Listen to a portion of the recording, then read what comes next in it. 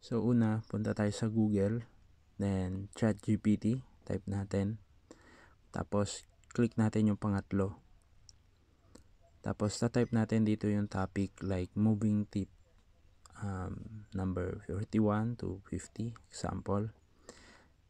Tapos magkakaroon niya ng result, yung content nun ay yung result niya, yun yung bawat reels natin na gagawin. For example, moving tip number 41. So ilalagay natin yan. So kanina ginawa natin ay yung paggawa ng topic sa reels natin. Ngayon naman yung video. So punta tayo dito sa Soleil Moving sa group ng Telegram. Tapos mag-download tayo. Download natin tong video na to. Ayan, para nasa gallery siya. So ngayon, i-edit na natin yung video para sa reels o gagawin nating video. So ito ay para sa YouTube content. So first, ikakrop muna natin yung video kasi itong video na to, nagamit ko na siya nakaraan hanggang sa ano na yan. So dinilit ko yung nasa unahan niya. So dito na ako nag-start sa kasunod niya. Tapos punta ako sa Telegram, kinopy ko na yung topic, yung moving tip number 41. And pinaste ko siya dito sa text audio. Yan. So pipaste lang natin yan. Yan kasi yung magiging script ni AI. So ang gagawin naman natin, lalagyan natin siya ng spacing para merong stop at saka go, or kumbaga merong tuloy-tuloy at saka paghinto rin yung pagsasalita ni AI. Tapos hati-hatiin natin siya based sa angkop niyang phrases or grammar. So yan. At saka ayun din dun sa magiging kasya siya sa screen kasi hindi pwedeng isang sentence lang siya. So by phrases siya or grammar. Tapos yun, meron na rin ako nakasave sa notepad like yung 4 more moving tips. So, notepad na, or clipboard. Yan. Sa clipboard na siya. So copy paste na lang. Pero pwede naman itatype mo lang. Tapos yan, pipili ako sa baba. Makikita nyo, merong pro. So may bayad yan. Dito tayo sa wala. Yan, si Sarah, si Thomas. Yun yung voice over niya. So click natin sa more. Ang pinipili ko madalas ay si Andrew at si Sarah. So ngayon, si Andrew yung gagamitin natin.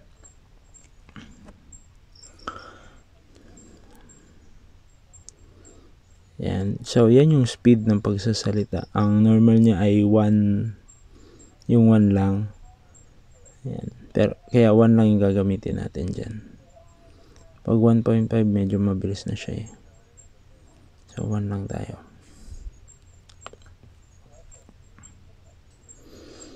So, next, split automatically.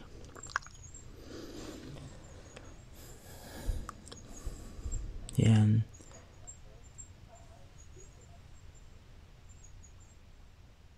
So, enlarge natin siya. Base lang din sa, tama lang dun sa screen. Tapos, ang gagawin natin, itong select all. Yan. Para lahat, same format lahat sila. Same ng styles, ng font. On style. Yan. Tapos, merong mga effects. So, pwede, mamaya na natin gagamitin yan. Then, re-remove natin to pero delete text only lang kasi lalagyan natin siya ng panibagong ano. Yan. Kasi yun yung magiging thumbnail niya. Kaya ibubukod natin siya. So yan, pili lang tayo ng mga style niya doon. Yan. Tapos pwede natin ganyan para medyo may style siya. Depende sa gusto mong style. Tapos i-adjust lang natin yung sa baba na ang next niyan kasi yun yung unang sasabihin ni AI moving tip. Ayan. Tapos ayusin lang din natin yung phrases na hindi siya mag-overlap sa screen. So ganyan yung ginawa natin, hinati natin para kasi pagka sa actual niyan hindi na makikita yung bawat dulo. So ang gagawin natin, hatiin natin siya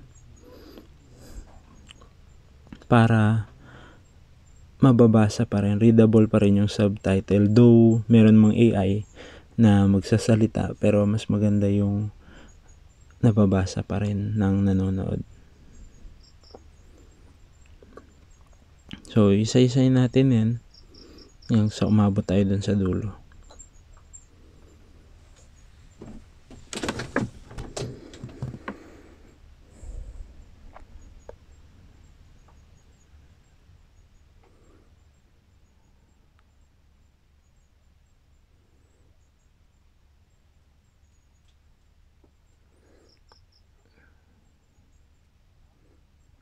Kailangan maganda rin siya pakinggan kapag nag-ano na siya, si AI, binasa niya na or binigkas niya na yan na hindi siya wrong grammar.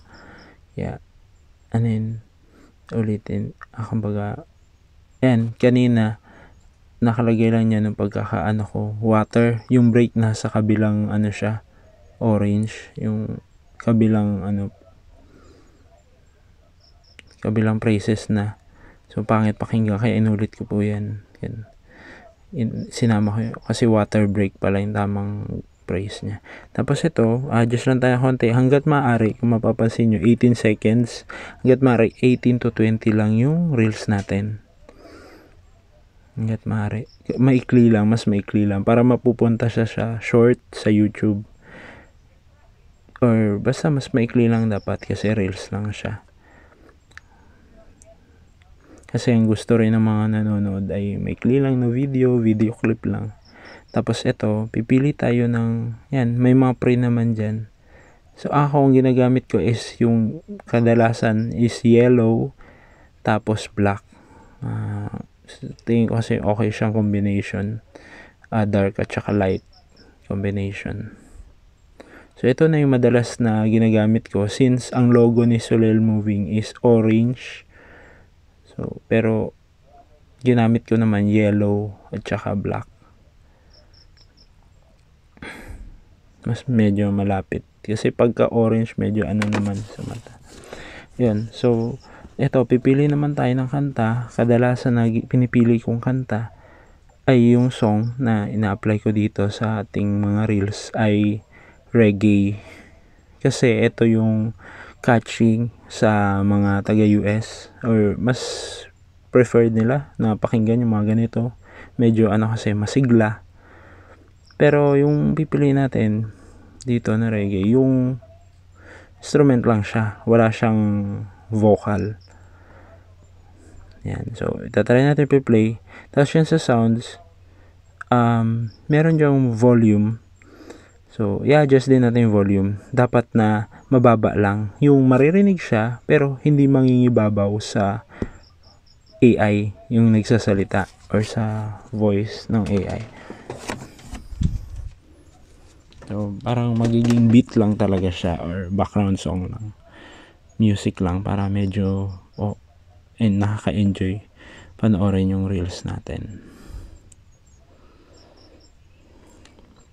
Huwag natin kalilimutan na i-mute yung original sound.